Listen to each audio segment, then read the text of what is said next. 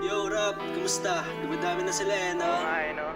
Tara, banatan natin tol, gamit ang mga liriko. Sige, unahan mo na. Di, ikaw na. Ano ba naman to? Ganon. Sige, ako na nga. Nababahala kung minsan kung paano to sisimulan. Magtiwala sa taas dahil alam kong may gabay.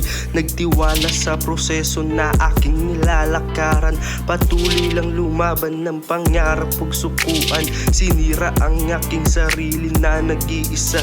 Kita naman sa mga mata kung paano to magdusa. Ayoko nang isipin at ayoko nang sabihin dahil napupunan na nila.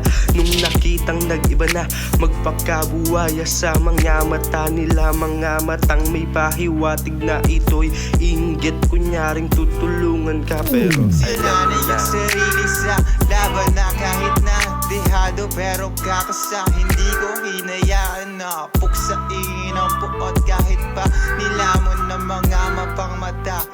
Mas pinalakas na pundasyon ang aking ginawa kahit na mabago hindi ako titigil hanggang di ko makamit ang panalo na aking inaasam. Yung mo naman sila Idea J.